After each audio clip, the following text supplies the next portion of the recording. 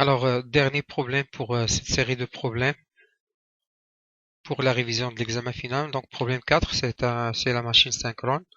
Alors, il s'agit d'un moteur synchrone dont la puissance nominale apparente c'est 1500 kVA, 2300 volts, 60 Hz, 30 pôles avec une réactance synchrone XS égale à 1.95. La résistance des bobines statoriques est négligeable ainsi que les pertes mécaniques. Donc ici, on suppose que les pertes mécaniques sont négligeables. Bien sûr, l'hypothèse que la résistance des bobines statoriques est négligeable, ça on l'a déjà fait dans le cours. Donc c'est juste pour utiliser le modèle simplifié par phase de la machine synchrone. Alors ici, on vous demande, pour la première question, on vous demande quelle est la vitesse de rotation du moteur et le courant de l'île lorsque celui-ci fournit sa puissance nominale avec un facteur de puissance unitaire. Donc en fait, il y a trois questions, enfin il y a deux questions surtout. Il y a la vitesse de rotation et il y a le courant de ligne. Et la condition, il faut que le moteur fournisse sa puissance nominale, c'est-à-dire 1500 kVA, avec un facteur de puissance unitaire. Donc ça, c'est une excellente indication. Alors ici, on introduit donc les informations suivantes. Surtout dans la TI, on introduit la tension de ligne qui est égale à 2300 volts, le nombre de pôles qui est égal à 30, la fréquence qui est 60 Hz. Alors déjà avec ça, je peux calculer la NS. La NS qui est égale à 120 fois F sur P, c'est-à-dire 240 RPM.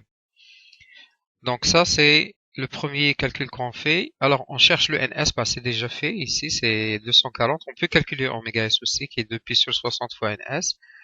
Alors, on veut NS, c'est déjà fait. On veut calculer le courant de ligne, sachant que la machine fournit, enfin, c'est un moteur, donc, sachant que le moteur, il utilise sa puissance nominale, qui est 1500 kVA.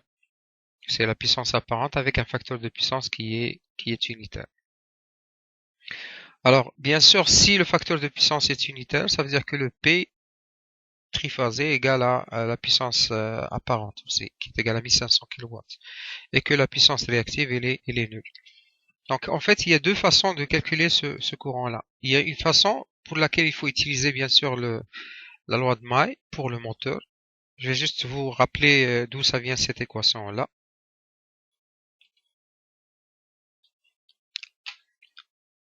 Alors bien sûr, toujours lorsqu'on a affaire soit à un moteur, soit à un alternateur, donc il vaudrait mieux faire le schéma équivalent par phase.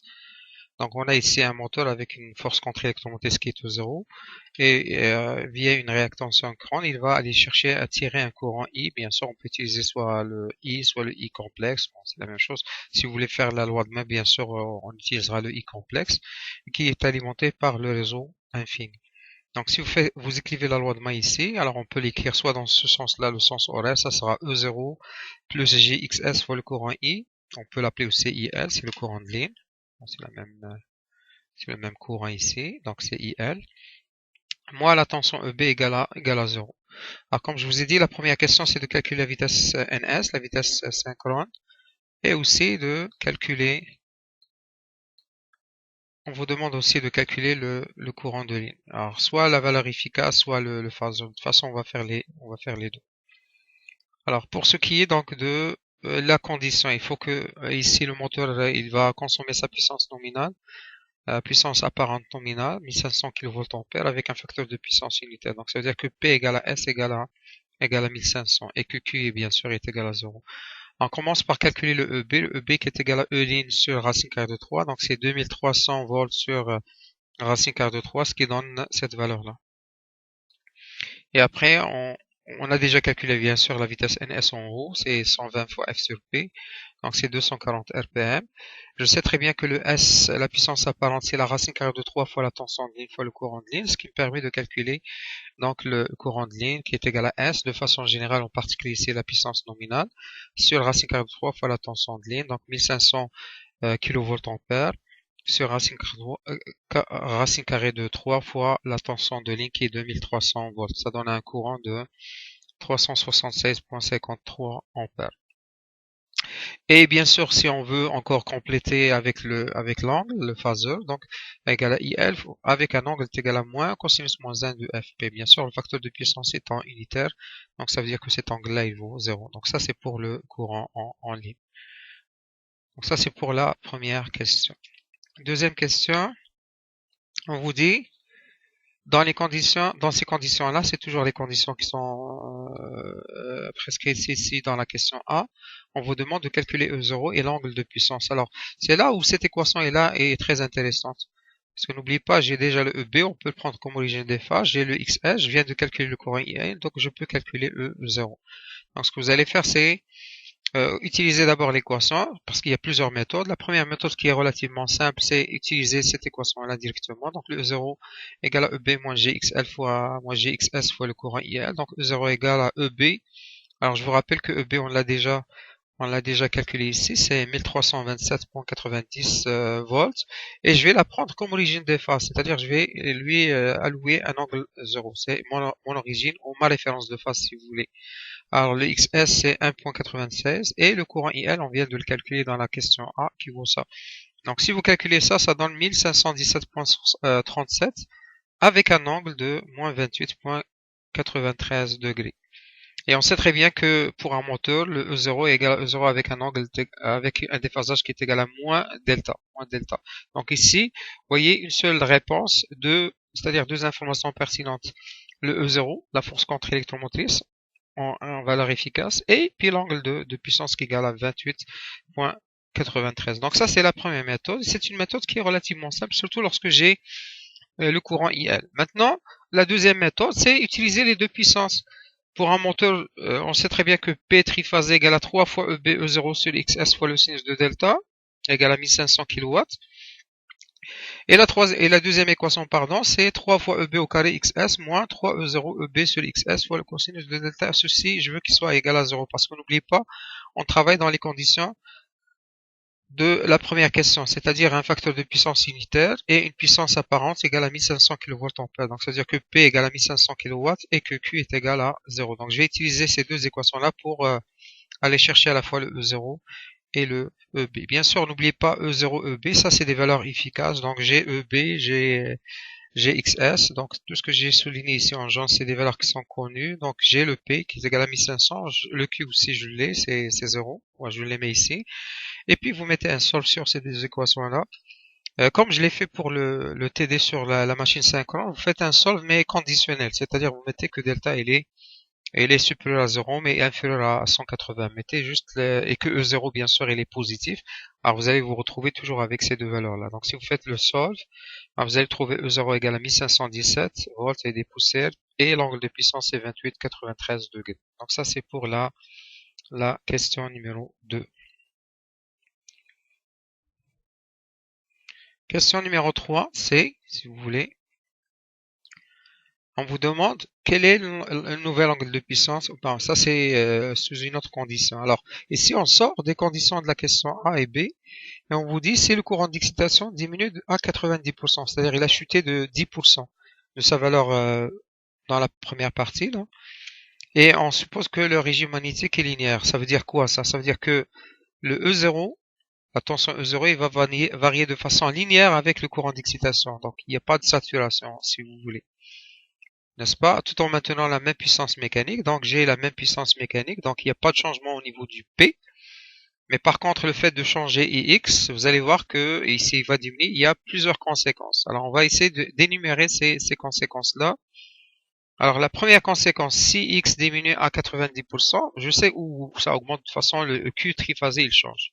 Et si on n'a pas touché à la puissance mécanique, ça veut dire que le P triphasé il est constante. Alors, quel est le nouvel angle de puissance? Et bien sûr, la puissance réactive, je vous rappelle qu'il change aussi. Le E0 aussi, il change. Donc, le CX change, le E0 change, le delta change, le Q triphasé change. Tout en maintenant la même puissance mécanique. Alors ici, je vais utiliser la linéarité du circuit magnétique, c'est-à-dire pour un EX, j'ai E0 qui valait 1517,37 volts. S'il y a une chute de 10%, c'est-à-dire à 0.9 IX, donc je vais avoir E0'. Donc je peux faire une simple interpolation linéaire et je peux calculer E0'. Donc E0' égale à 1517,37 fois 0.9. Si vous voulez, 0.9 IX sur IX, donc c'est fois 0.9, ça donne cette valeur-là. Donc ça c'est pour la première question. La première partie de cette question-là, pardon. La deuxième partie, on vous demande de calculer le nouvel angle de puissance. Alors, nouvel angle de puissance, on peut se servir de P et Q. N'oubliez pas, le P reste constante. Le Q, non, il change. Mais moi, ce qui m'intéresse le plus, c'est de prendre ce terme-là et de le mettre sur ce terme-là. Je sais que très bien que le P', elle aussi ne change pas. Le P triphasé, c'est la même chose que le P' triphasé, pardon. Donc le P triphasé, c'est 3E0 EBXS sinus de delta.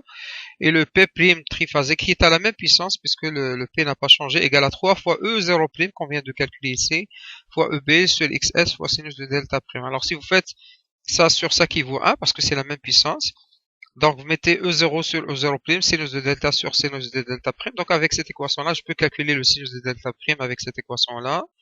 Et je peux tirer le delta prime qui est le sinus moins 1 de E0 fois sinus de delta sur E0'. Donc ça, c'est une façon de, bien sûr, de faire.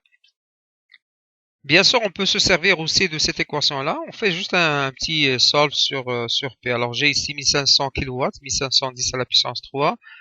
J'ai le E0', j'ai le EB, j'ai le XS, et puis je dois calculer le delta prime. Donc je fais un solve sur delta prime et je trouverai, bien sûr vous le faites conditionnel aussi, et vous trouvez le même angle ici. Donc il vaut 32,52 degrés. Donc ça c'est pour la question petit c. Question D, justement, probablement on va vous demander de calculer la nouvelle puissance réactive qui valait 0 dans la question B et A. Et on vous demande de réévaluer donc cette puissance-là. Quelle puissance réactive Q sera alors fournie ou absorbée par le moteur. Alors ça sera juste une simple application numérique, puisque j'ai tout ce qu'il faut pour calculer cette puissance réactive. Donc ici, qu'est-ce que j'ai? Le Q triphasé, c'est 3 fois EB au carré sur XS, moins 3EB fois E0' XS sinus de, cosinus de delta prime. Alors j'ai tout ce qu'il faut pour calculer cette puissance-là. J'ai le EB, le E0, je viens de le calculer prime. J'ai le delta prime aussi, il est là. Donc je peux faire une simple application numérique. Avec la TI, je trouverai 360 457,85 var. Et bien sûr, c'est une puissance qui va être consommée.